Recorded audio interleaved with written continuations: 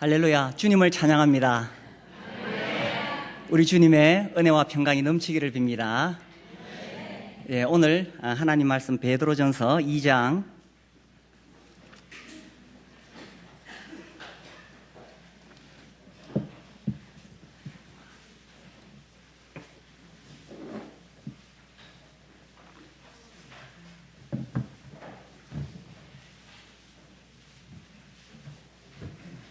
베드로전서 2장 24절입니다.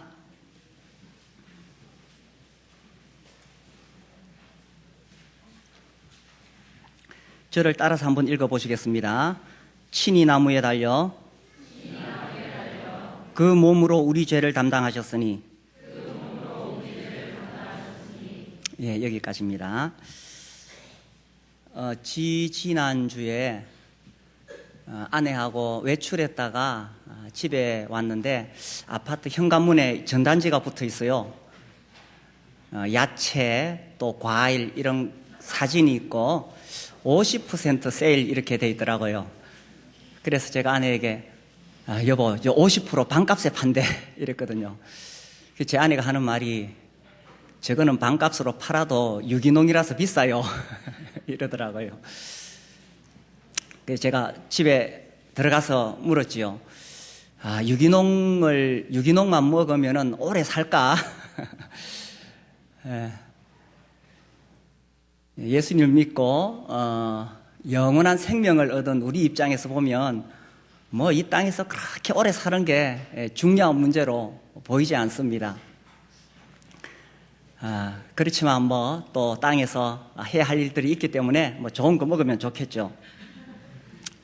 어떤 노부부가 있었는데 이 할아버지가 노년에 몸이 약해서 시름시름했어요. 이 할머니가 지극정성으로 돌봐드렸습니다. 그래서 좋은 음식들 계속 아침부터 녹즙 갈아서 드리고 또 깔깔한 현미밥 드리고 또 이 할아버지 저녁에 라면 끓여 먹는 거 좋아하시는데 절대로 라면 못 먹게 하고 이제 노년에 이분들이 예수님 믿고 구원을 받았습니다. 그리고 세상을 떠나서 두 분이 거의 비슷한 시기에 천국에 갔습니다. 이제 할아버지 천국에 가서 할머니를 만났는데 몹시 화를 내는 거예요. 당신만 아니었으면 내가 10년은 더 일찍 여기 왔을 건데 당신 때문에 그 먹기 싫은 그 아침부터 그 쓴 녹즙 마셔야 되지, 깔깔한 현미밥 먹어야 되지, 밤에는 라면도 못 먹고 당신만 아니었으면 내가 10년은 더 일찍 여기 왔을 건데 예수님 믿고 천국에 대한 소망이 분명하면 사실 세상에 대한 미련이 없습니다. 그리고 우리가 천국에 가게 되면 이 땅에서 상상했던 것 이상의 놀라운 일이 있으리라고 생각이 되어집니다. 천국에 가고 싶습니까? 지금 당장 가시고 싶습니까? 천국은 가고 싶지만 또 땅에서 할 일이 있죠. 저는 고등학교 1학년 때에 예수님에 대한 복음을 정확하게 들었습니다. 어려서부터 교회를 다녔지만 저에게 어떻게 예수님 믿고 구원받아서 천국에 가는지에 대해서 정확하게 전해주는 사람이 없었습니다. 그러다가 고등학교 1학년 때 제가 사실 이 사춘기 반항을 좀 심하게 했어요. 우리 아들이 없어서 이런 이야기 하는데 우리 아들이 사춘기를 앓는 걸 보니까 저도 그랬었어요. 1학년 가을 무렵인데 어떤 자매님이 우리 집에 오셨어요. 그때 저희 형님이 이 몸이 불편해서 누워 계셨는데 병문안을 오신 거예요. 그러다가 이제 저를 만났는데 이제 신앙에 대한 논쟁이 시작되었습니다. 저도 어려서부터 교회를 다녔기 때문에 뭐 성경에 대해서 제 나름대로 안다고 생각을 했어요. 그래서 제가 막 이렇게 이야기를 하니까 그 자매님이 답을 하나씩 주시더라고요. 그러다가는 이 자매님이 본격적으로 가방에서 성경책을 꺼냈습니다. 그리고 제가 질문을 하면은 성경책을 딱 펴서 이 성경 구절을 딱 보여주셨어요. 저는 초등학교 때부터 교회를 다녀서 뭐 설교도 듣고 성경 공부도 했는데 그런 성경 구절이 있는 줄 처음 봤습니다. 그냥 내가 이 땅에서 하나님 말씀대로 살고 착하게 살고 그렇게 하면 천국에 갈 것인데, 그런데 저는 저를 알았어요.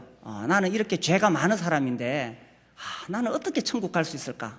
불가능하다. 그런데 생각하기로는 아무튼 선하게 살고 교회 가서 열심히 기도하고 이렇게 하면 천국에 가지 않을까, 그런 막연한 생각 속에 있었습니다. 그런데 그 자매님이 성경을 착착 펴서 보여주시는데 그 내용이 다 기억은 나지 않습니다만은 분명한 것은 예수님을 믿음으로 구원을 받아 천국에 간다는 거예요. 그래서 그 자매님이 계속 저에게 말씀하시는데 처음부터 논쟁으로 이야기가 시작됐기 때문에 이 자존심상 제가 논쟁에서 질 수는 없잖아요. 그래서 끝까지 우겼어요.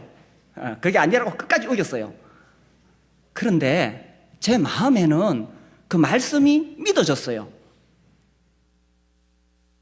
그래서 그 자매님은 저한테 이야기를 하시다가 이 참 고집 센 놈이구나 하면서 가방 싸서 가셨거든요. 근데 저는 제 마음속에 믿어졌어요. 그래서 고등학교 1학년 때 구원을 받고, 그때까지는 이제 제가 다니던 학교가 기독교 학교였습니다. 거창고등학교. 메카피 선교사님이 오셔서 그 건축 감리를 하셨죠. 그리고 이제 그 다음 주부터 그 자매님이 나가시는 교회로 갔어요. 장팔리 교회. 장에서 팔리 된다고. 그래서 이제 그 교회를 가면서 제 마음속에 나도 구원을 받았다. 나도 이제 천국에 갈 수 있다. 이런 말할 수 없는 기쁨이 있었고, 지금도 제가 처음 구원받았을 때에 그런 감격이 있습니다. 여기 지금 오신 분들 중에서 어쩌면은 교회를 오랫동안 나오신 분들도 계실 겁니다. 우리 교회도 뭐 2년, 3년, 4년씩 나오시고 계시는데 아직도 구원을 받지 못한 분들이 계십니다. 진심으로 하나님 아버지께 돌아오지 못했고 진심으로 예수님을 주인으로 모시지를 못했어요. 그래서 교회를 다닌다고 해서 구원을 받는 것이 아니라 언젠가 한 번은 하나님 앞에서 결단을 내려야 됩니다. 언젠가 한 번은 하나님 아버지께로 돌아가야 됩니다. 예수 그리스도를 나의 구주로 모셔야 되는 겁니다. 그래서 오늘 제가 이 짧은 시간이지만 예수님에 대해서 전하기를 원합니다. 천국과 지옥에 대해서 전하기를 원합니다. 먼저 첫 번째로 우리가 알아야 될 사실은 죄인은 천국에 갈 수 없다는 사실입니다. 교회에 와서 뭐 어떻게 하면은 인생을 행복하게 사는가, 혹은 어려운 문제들을 어떻게 믿음으로 극복하는가, 이런 이야기를 들으면 참 좋겠지요. 그런데 우리는 교회에 오신 분에게 먼저 이 죄 문제를 이야기합니다. 하나님과 나의 문제, 그리고 이 땅에 살아가는 동안에 우리의 근본적인 문제는 죄 문제이기 때문입니다. 자기가 죄인이라는 사실을 깨닫지 못하면 결코 하나님 만날 수 없습니다. 근데 이것이 동시에 작용하는 것 같아요. 하나님이 계신 것을 깨닫는 순간 내가 죄인이라는 사실을 알게 됩니다.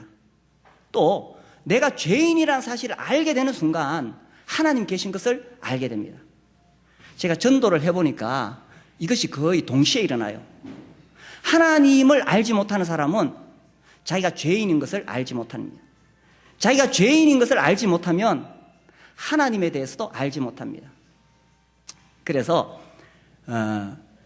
정말 하나님이 어떤 분이신지를 알게 될 때 내가 죄인이라는 것을 알게 되는 거죠. 우리 잠시 하나님 말씀 한번 볼까요? 디모데전서. 자, 성경을 조금씩 찾아보겠습니다.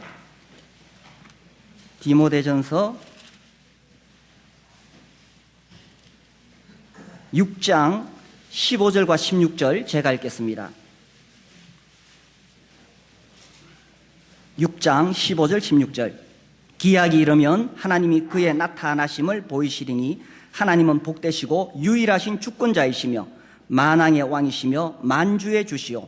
오직 그에게만 죽지 아니함이 있고 가까이 가지 못할 빛에 거하시고 어떤 사람도 보지 못하였고 또 볼 수 없는 이시니 그에게 존귀와 영원한 권능을 돌릴지어다. 아멘. 하나님은 우리가 가까이 가지 못할 빛에 거하십니다. 하나님 우리 눈으로 볼 수 없습니다.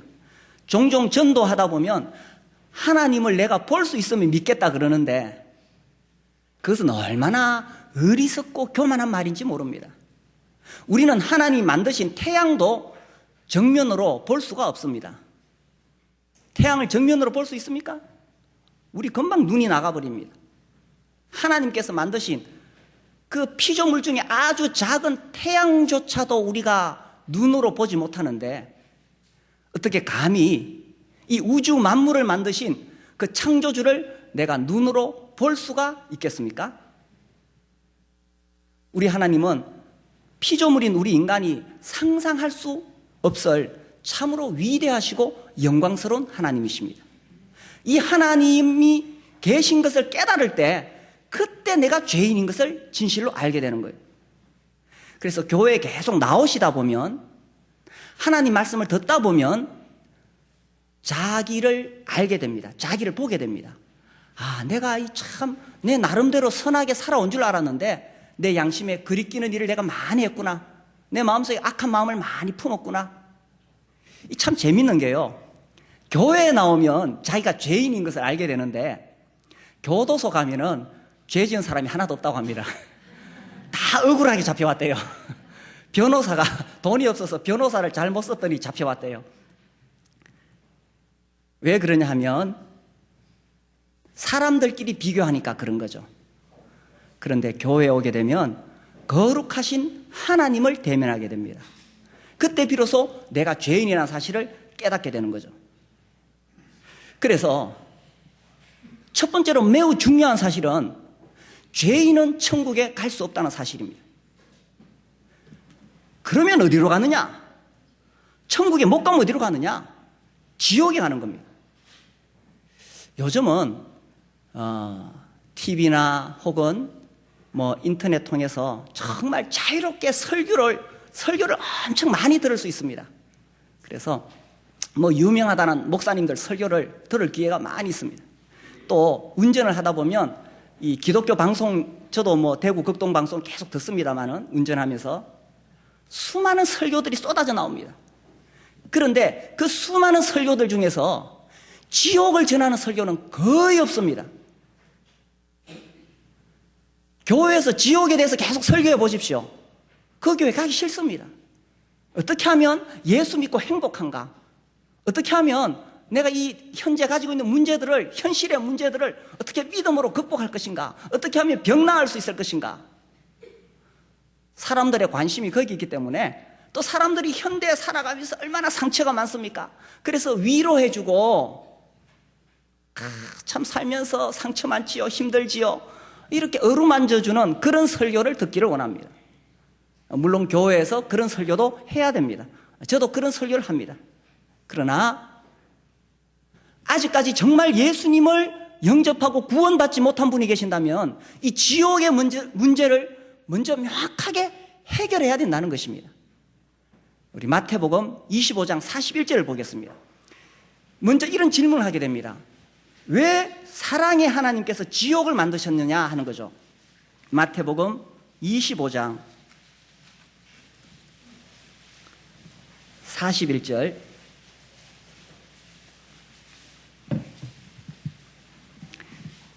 전도를 하다 보면 사람들이 이런 질문을 해요.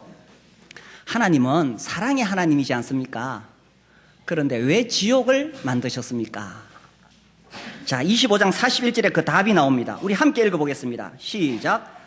또 왼편에 있는 자들에게 이르시되 저주를 받은 자들아 나를 떠나 그와 그 사자들을 위하여 예비된 영원한 불에 들어가라. 자, 여기 답이 나오죠. 지옥을 하나님께서 왜 만드셨습니까? 하나, 둘. 사람을 보내기 위해서 만드신 것이 아니죠. 누구를 보내기 위해서요? 마귀와 그 졸개들, 악한 영들, 타락한 천사들을 보내기 위해서 하나님께서 지옥을 만드셨어요. 그런데 사람들이 창조주 하나님을 버리고 죄 가운데 살아가니까 마귀를 보내기 위해서 만든 그 지옥에 할 수 없이 이 사람들도 그 죄 때문에 지옥에 가게 된다는 사실입니다. 이것을 보셨을 때에 하나님의 마음이 얼마나 아프시겠어요. 제가 미국 텍사스에 있는 어떤 목사님의 책을 봤습니다. 그분이 이제 그 마을에 교회에 부임해서 사시는데 그 마을에 우물이 있었대요. 그 텍사스에 어떻게 우물이 있었는지 제가 잘 모르겠는데 아무튼 우물이 있었대요. 근데 거기에 큰 쥐들이, 이 쥐가 얼마나 크냐면 웬만한 쥐덫을 놓아도 이 쥐들이 워낙 크니까 그 쥐덫을 가지고 노는 거예요. 그래서 이제 이 목사님이 그 쥐를 잡으려고 쥐덫을 놓은 게 아니라 짐승을 잡는 큰 덫을 놓았대요.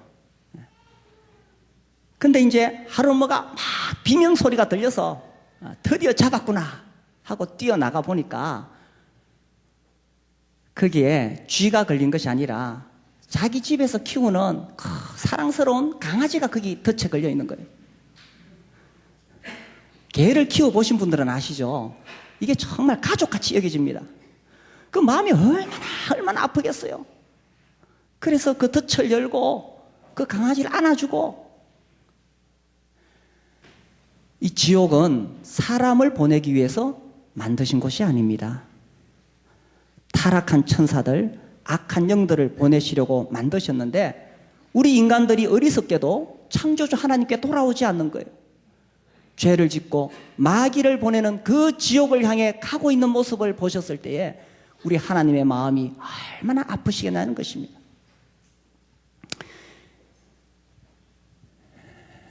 성경에서는 이 지옥에 대해서 계속 경고하고 있습니다. 근데 제가 이 지옥에 관한 구절을 보니까 공통점이 하나 있어요.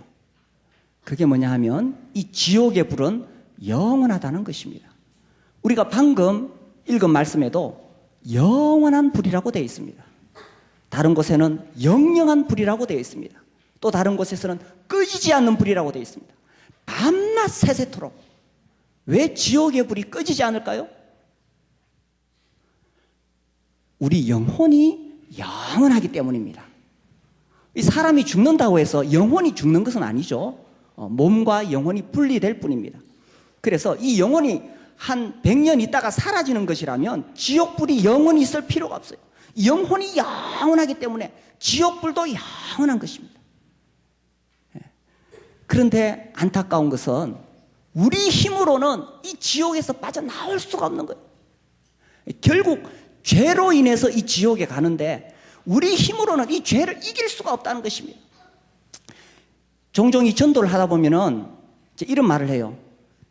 이 성경을 봤을 때 이제 자기가 죄인이라는 것을 알죠. 내가 죄인이구나. 이제 앞으로는 제가 죄 안 짓고 살겠습니다. 이렇게 말하는 분들이 있어요.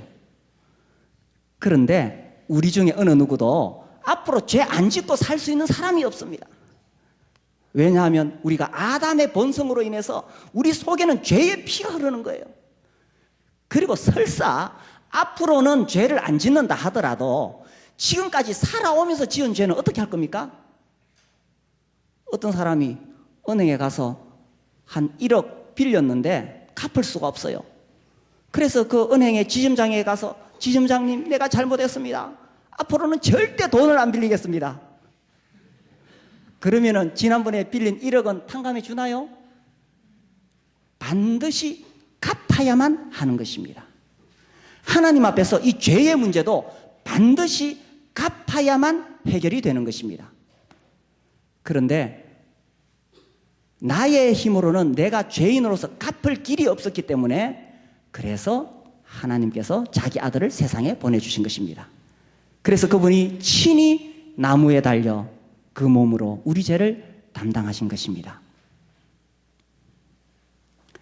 자, 여기서 이 친이라는 단어를 한번 생각해 봅시다. 제가 성경을 읽으면서 가끔씩 이런 느낌이 올 때가 있어요. 야, 하나님이 이 무궁한 이 영원한 진리를 인간의 언어로 표현한다는 것은 참 불가능하구나. 저는 성경을 완전한 하나님의 말씀으로 믿습니다. 저는 성경에 나와 있는 단어 하나하나 정말 귀하게 생각합니다. 그러나 그럼에도 불구하고 영원하신 하나님의 그 비밀과 뜻을 인간의 언어로 기록한다는 것은 참 어렵구나, 그런 걸 느낄 때가 있어요. 이게 친이라는 단어가 이런 거예요. 이 친이라는 단어를 사전에서 찾아보면 어떤 높은 고귀하신 분이 자기가 직접 몸소 무언가를 할 때에 이 친이라는 단어를 씁니다. 예를 들자면은 임금님께서 친히 차를 내려주셨다. 야, 굉장히 영광스러운 일이죠. 그 외에도 우리가 어른들이 이렇게 마중을 나오시거나 하면, 아이고, 어른께서 이렇게 친히 나오셨습니까? 이렇게 표현을 하죠. 그런데 여기서 나온 이 친이라는 단어는 그것 이상이라는 것입니다. 하나님의 아들이 친히 나무에 달리셨다는 것은 인간의 언어인 친이라는 단어로 도저히 설명할 수가 없는 것입니다. 어떻게 영광 가운데 계신 그 하나님의 아들이 친히 이 땅에 오셨는가?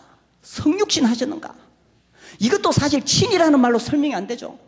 더더구나 놀라운 것은 그 하나님의 아들 예수께서 친히 십자가에 못 박히셨느냐? 이것은 인간의 말로 그 친이라는 말을 어떻게 쓸 수가 없는 거예요. 제가 전도를 하다가 이런 예화를 들었어요. 이 구더기들이 사는 구더기들이 있는데, 여기 젊은 분들은 구더기를 보셨나요? 성경에 구더기가 나옵니다. 제가 어렸을 때는 이 재래식 화장실, 퍼세식 화장실이죠. 그 이렇게 밑에 내려다보면 구더기들이 막 기어다녀요. 그런데 지금 이 구더기들이 사는 곳에 막 불이 나가지고 다 타 죽게 되었어. 그런데 저기 출구가 있어요. 그 출구를 알려주기 위해서 사람이 아무리 이야기해도 안 되니까 이 사람이 그 구더기들에게 알려주기 위해서 구더기로 변신을 했어요. 성구더기화가 되었는 거예요. 그래가지고 가서 이제 구더기들에게 출구는 저기다 이렇게 말할 수 있다. 이와 같이 예수께서 성육신 하셨다라고 이렇게 예화를 드니까 이 사람이 가만히 듣더니만, 그런데 구더기를 왜 살리려고 그래요? 죽든지 말든지. 구더기를 왜 살리려고 그래요? 똥 속에 사는 구더기를 왜 살리려고 그래요? 이게 놀라운 신비라는 것입니다. 왜 하나님께서 죄인인 인간을 살리려고 그래요? 왜 죄인인 인간을 살리시려고 친히 그분이 사람이 되셨느냐 하는 것입니다. 그러니까 이 친이라는 단어로 다 표현할 수가 없는 거예요. 이 친이라는 단어에 담겨 있는 것은 예수님께서 직접 하셨다는 것입니다. 이 죄에 대해서는 그냥 용서할 수가 없어요. 이 죄의 값을 반드시 갚아야만 없어지는 거예요. 자, 은행에서 1억을 대출했을 때 그 은행 지점장에 가서 울고 불고 제발 탕감해달라고, 그게 안 없어집니다. 그래서 이제 이 사람이 그 다음날 일찍 은행에 출근했어요. 가가지고 막 은행을 청소했습니다. 청소하고 그 오시는 손님들 막 깍듯하게 대우하고. 그러면 1억 없어집니까? 어떻게 해야 돼요? 어떻게 됩니까? 갚아야 돼요. 그러니 우리의 죄를 내가 선행을 한다고 해서 없어지는 것이 아니라는 거예요. 이 죄에 대해서 값을 갚아야 됩니다. 그래서 예수님이 오시기 전에 하나님께서 사람들에게 죄의 값을 어떻게 갚는지를 가르쳐 주셨습니다. 어떻게 하느냐? 내가 죄를 지으면 양을 한 마리 끌고 와요. 양을 한 마리 끌고 와서 그 양머리에다가 손을 얹어요. 그래서 내가 지은 죄를 이 양에게 뒤집어 씌우는 겁니다. 죄를 지었으니 내가 하나님 앞에 죽어야 되는데 내가 죽지 않고 내 죄를 양에게 뒤집어 씌워서 양이 대신 죽는 것입니다. 그래서 양이 대신 죽음으로 나의 죄값을 갚는 거예요. 그래서 이것을 통해서 하나님께서 사람들에게 계속 누군가 대신 죽어야 되느니라 가르쳐 주셨어요. 그런데 양하고 사람은 차원이 다릅니다. 자, 양 1000마리하고 한 사람의 목숨하고 바꿀 수 있습니까? 있어요, 없어요? 없어요. 왜냐하면 양은 짐승이고 사람은 존귀한 사람이니까. 이것은 그림자일 뿐입니다. 하나님께서 어떻게 죄의 값을 갚는지를 가르쳐 주시기 위해서 양을 잡으라고 실물 교육시키신 것입니다. 그런데 나의 죄를 위해서 내 죄값을 누가 대신 갚아줄 수 있느냐는 것입니다. 사람들은 대신 갚아줄 수 없어요. 부모가 자식을 사랑하지만 대신 갚아줄 수 없어요. 왜냐하면 부모도 죄인인데. 그래서 죄가 하나도 없는 사람이 대신 갚아줘야 되는 거예요. 그래서 예수께서 친히 이 땅에 오신 것입니다. 이 친이라는 말이 그런 말입니다. 그래서 그분이 친히 나무에 달려 그 몸으로 우리 죄를 담당하신 것입니다. 양 1000마리하고 사람 하나하고 바꿀 수 없지요. 사람 1000명, 10억, 100억하고 우주 만물을 만드신 창조주 하나님하고 누가 더 귀합니까? 피조물은 피조물일 뿐입니다. 죄인은 죄인일 뿐입니다. 아무도 우리의 죄를 대신 갚아줄 수 없기 때문에 그 예수께서 친히 나무에 달려 우리 죄를 담당하신 것입니다. 그런데 이것으로도 이 친이라는 단어는 설명이 안 돼요. 이 친이라는 단어에 담겨있는 참 놀라운 의미, 로마서 5장 8절 말씀을 한번 보겠습니다.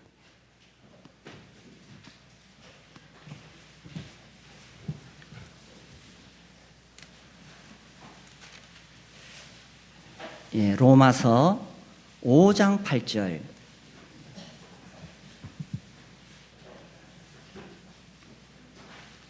예, 우리 같이 한번 읽어볼까요? 우리가 시작. 우리가 아직 죄인 되었을 때에 그리스도께서 우리를 위하여 죽으심으로 하나님께서 우리에 대한 사랑을 확정하셨느니라. 우리가 아직 죄인 되었을 때에 그리스도께서 우리를 위하여 죽으심으로 하나님께서 우리에 대한 자기의 사랑을 확정하셨느니라. 그러니까 이 친이라는 단어 속에는 인간의 말로 다 표현할 수 없는 엄청난 하나님의 사랑이 거기에 숨어 있다는 것입니다. 아니, 그 구더기를 왜 구해요? 같은 피조물끼리도 사람이 구더기를 구하기 위해서 간다는 것은 이해할 수가 없는 일이죠. 하물며 죄인인 우리 인간을 구원하기 위해서 하나님의 아들이 친히 나무에 달렸다고 했을 때에 그 친이라는 단어에 담겨있는 의미는 하나님의 무궁한 사랑을 이야기하고 있는 것이에요. 자, 이런 상황을 생각해 봅시다. 우리가 길을 가는데 막 왱왱왱 소리가 나고 이제 소방차가 오고 한 3층 정도 되는 그 빌라에 불이 났어요. 연기가 치솟고 불길이 확 솟아오릅니다. 그 소방관들이 모여서 막 불을 끄고 건물이 무너져 가기 시작합니다. 그런데 그 3층에서 갑자기 엉애 애기 울음소리가 납니다. 자, 소방관들이 야, 저 3층에 지금 집이 무너지는데 어떻게 저기 올라가지? 아기를 구해야 되는데 머뭇거리고 있을 때에 갑자기 어떤 한 사람이 어디선가 달려왔습니다. 그리고 그 불길 속으로 막 뛰어들어갑니다. 그 여인이 누굴까요? 어머니죠. 엄마는 아기 구하기 위해서 자기 목숨 기꺼이 바칠 수 있습니다. 이 소방관들 제복을 갖추고 장비를 들고 그 사람들도 차마 뛰어들어가지 못하는 그곳에 아무 장비도 없이 연약한 여인의 몸으로 뛰어들어가게 한 것은 어머니의 사랑인 거예요. 하나님께서 이 땅을 보셨을 때에 이 죄인들이 하나님 떠나서 다 잘난 척하고 교만하고 악하고 온갖 더러운 정욕 속에 살아가는데 지옥으로 가고 있는 거예요. 사람을 보내려고 지옥 만든 것이 아닙니다. 마귀와 악한 영들을 보내려고 지옥 만들으셨는데 이 사람들이 그곳을 향해 가고 있으니 하나님 마음이 얼마나 불타올랐겠습니까? 내가 저들을 구원하리라. 내가 저들의 값을, 죄값을 치르리라. 내가 대신 죽으리라. 구더기를 왜 구해요? 그러나 진실로 그 구더기를 자기 생명보다 사랑한다면 그렇게 할 수 있겠죠? 보세요. 자, 어떤 참 이 사람이 있는데 이 사람은 진짜 나쁜 짓 많이 했어요. 싸움질하고 도둑질하고 부녀자들 희롱하고 남의 돈 떼먹고, 그래서 붙잡혀서 이제 들어갑니다. 이 TV 기자들이 나와가지고 사진을 찍고 막 번쩍번쩍하고 했어요. 그 사람 막 부끄러워서 이렇게 고개를 숙이고 가고 사람들이 다 손가락질하고 비난하고 있습니다. 그런데 누군가 한 여인이 나타나서 자기 아들을 감싸주면서, 그 사람을 감싸주면서 내 아들이다, 내 아들이다 하고 울면서 따라갑니다. 어느 용기 있는 사람이 그 일을 할 수 있겠어요? 모두가 저놈은 죽여야 된다고, 저놈은 감옥에 쳐넣어야 된다고 그렇게 손가락질해도 그래도 자기 아들이니까 감싸줄 수 있는 것이 어머니예요.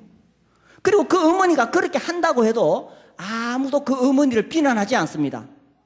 만약에 다른 사람이 나서서 아이고 그래도 이 사람 불쌍한데 우리 좀 봐줍시다, 너무 손가락질 하지 맙시다, 이 사람도 뭐 다 사정이 있었겠잖아요 한다면 사람들이 그 사람도 똑같이 비난하고 손가락질 할 거예요. 그런데 어머니가 그를 감싸준다면 우리 다 이해를 합니다. 어머니니까. 우리 같은 죄인들 누가 나를 대신해서 감싸줄 수가 있겠어요? 정말 살아오면서 지은 악한 죄들 지옥에 가야 마땅한데, 그런데 기꺼이 우리를 감싸주겠다는 분이 계시는 거예요. 어머니는 자식을 배에서 9달 동안 자기 생명으로 키웠고 그 고통 중에 나아가지고 젖을 물려서 키우면서 자기 생명보다 귀하게 자기 아들을 키워갑니다. 그 사랑 이상으로 하나님께서는 우리를 어머니 모태에서 만드시고 생명을 주시고 우리의 인생길을 인도해 가시는 하나님이십니다. 그 하나님께서 우리를 보실 때 얼마나 사랑스러운 눈으로 보고 계신지 모릅니다. 그래서 우리가 죄를 지을 때마다 하나님 마음이 안타까운 거예요. 저러다가 지옥 가면 안 되는데. 그래서 하나님께서 기꺼이 자기 아들을 보내신 것입니다. 하나님이 세상을 이처럼 사랑하사 독생자를 주셨으니 이는 저를 믿는 자마다 멸망치 않고 영생을 얻게 하려 하심이라. 그래서 이 하나님 아버지의 마음으로 이 땅에 오신 하나님 아들 예수 그리스도 친히 나무에 달려 그 몸으로 우리 죄를 담당하셨으니,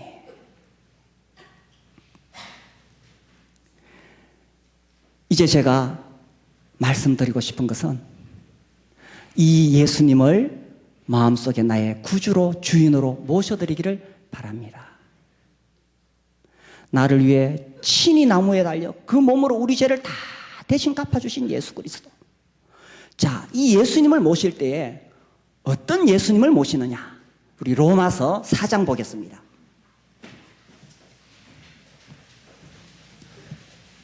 로마서 4장 25절입니다.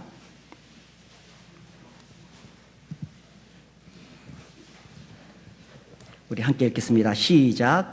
예수는 우리가 범죄한 것 때문에 내줌이 되고 또한 우리를 의롭게 하기 위하여 습니다. 예수님은 이 굉장히 중요한 것입니다. 예수님은 우리 죄를 위하여 내줌이 되고 어디에 내줬다는 겁니까? 십자가에, 나무에, 그죠? 우리 죄를 위하여 십자가에 내줌이 되고 또 어떻게 해요? 우리를 어떻게 해요? 의롭다 하시기 위하여 어떻게 하셨습니까? 살아나셨습니다. 그래요. 예수님이 친히 나무에 달려 그 몸으로 우리 죄를 담당하신 이후에 그렇게 죽어서 끝났다면 우리가 얼마나 슬프겠어요? 죄송스럽겠어요?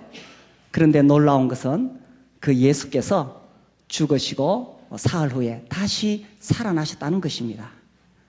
우리 하늘 아버지께서 예수님을 다시 살리셨다는 것입니다. 그래서 예수님이 살아나셔서 이 땅에 40일 동안 계시면서 사람들에게 자기가 살아나셨다는 것을 계속 보여줬어요. 예수님을 십자가에 못 박아 죽일 때에는 제자들이 두려워서 다 도망갔습니다. 자기도 잘못하다가는 그 당국자들에게 붙잡혀 죽겠거든요.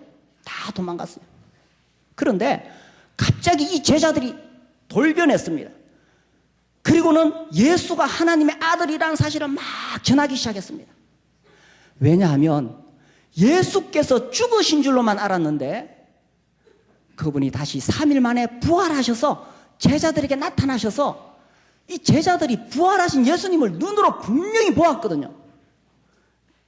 그때부터 이 제자들이 정신이 번쩍 들었습니다.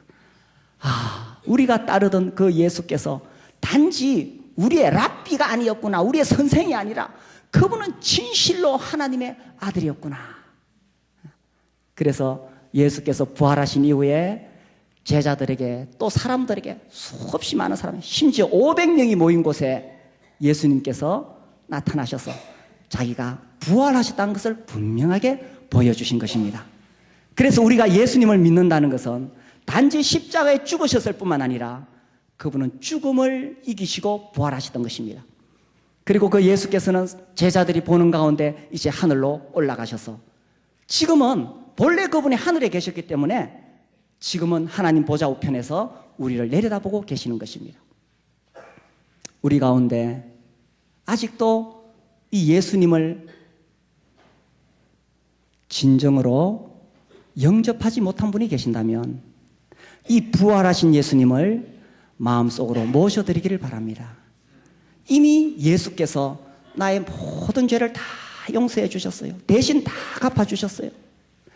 그리고 하늘 아버지께서는 이미 나의 모든 죄를 다 용서하시고 내가 아버지께로 돌아오기만을 기다리고 계시는 것입니다. 언제까지 머뭇거리시겠습니까? 우리 교회도 1년, 2년, 3년, 4년 이렇게 나오시는 분들이 있어서 제가 정말 애타게 이 말씀을 전합니다. 언제까지 머뭇거리겠습니까? 하늘 아버지는 지금도 우리가 돌아오기를 간절히 기다리고 계신 거예요. 그래서 내가 예수님을 나의 구주로, 나의 주인으로 영접할 때에, 내 마음속에 모셔드릴 때에 하나님께서 성령을 통해서 우리 안에 거하게 하시고, 그래서 그 예수님이 내 안에서 살아계시게 되는 것입니다.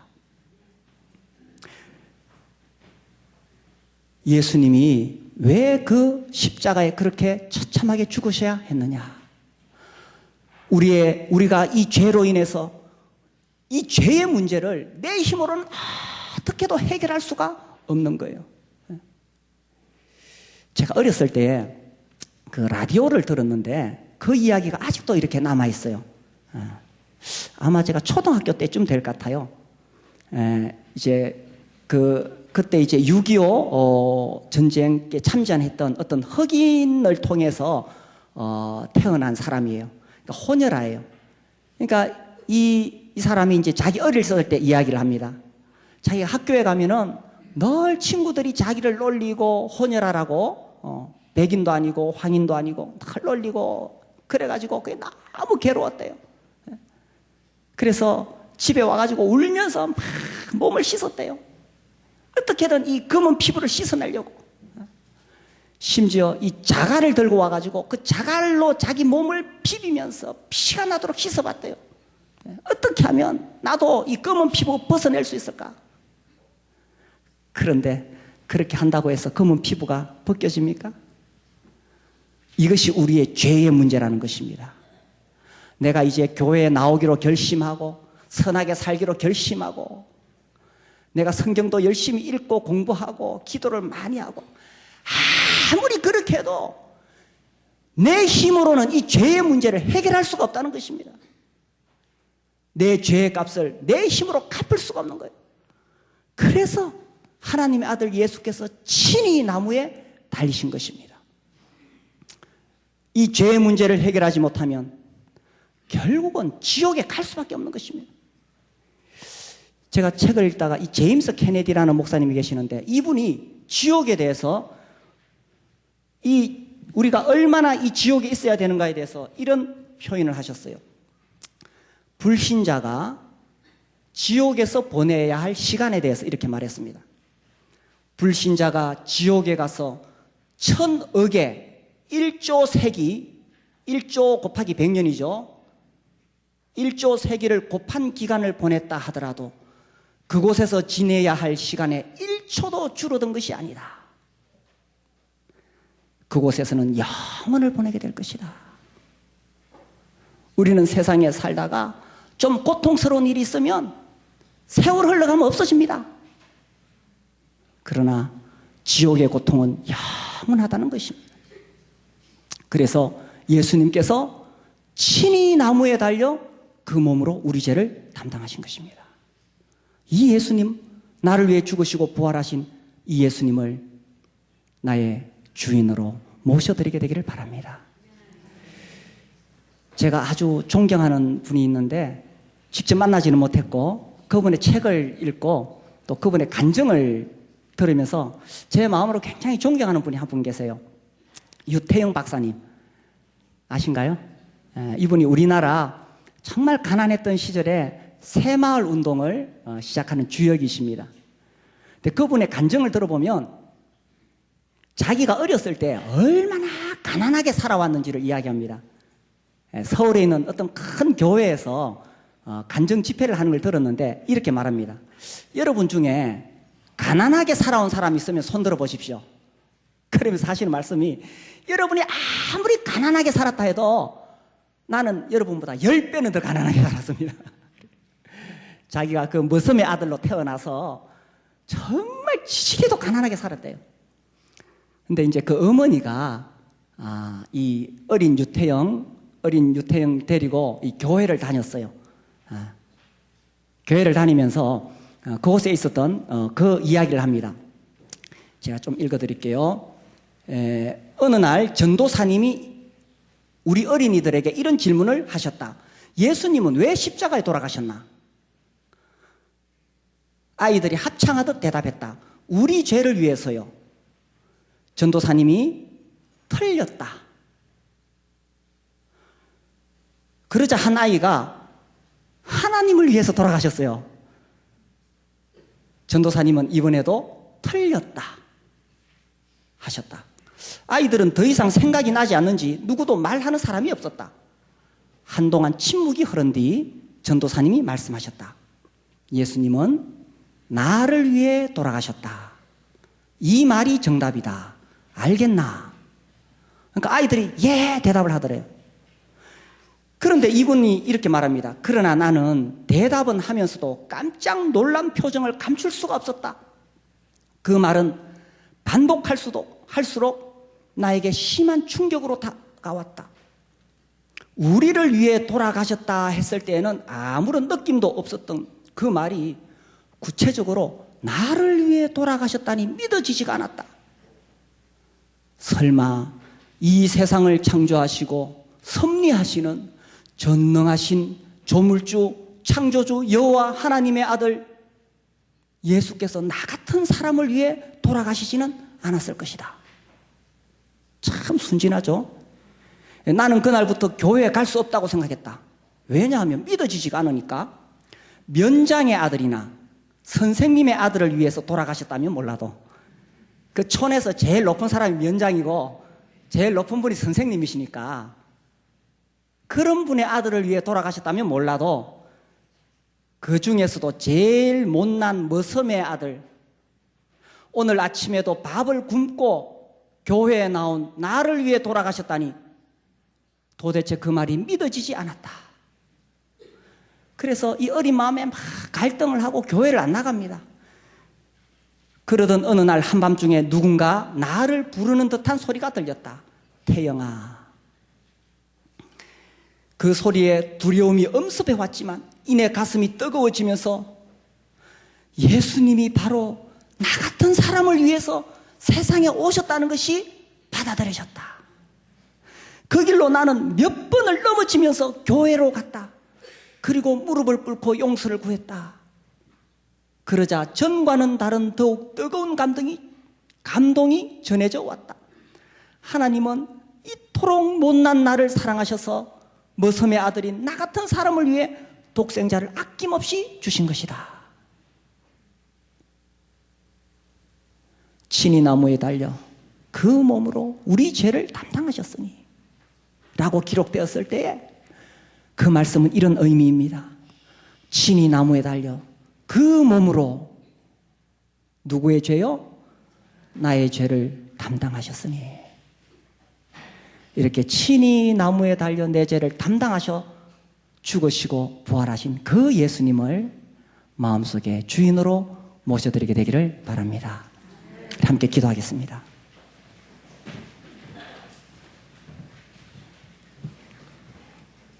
주 예수님, 면장의 아들도 아니고 선생님의 아들도 아닌 머슴의 아들보다 더 못한 이 약한 죄인을 위해 내 죄를 대신 갖기 위해 십자가에 못 박혀 죽으신 그 주 예수님, 우리가 무슨 말로 다 감사를 표현할 수가 있겠습니까?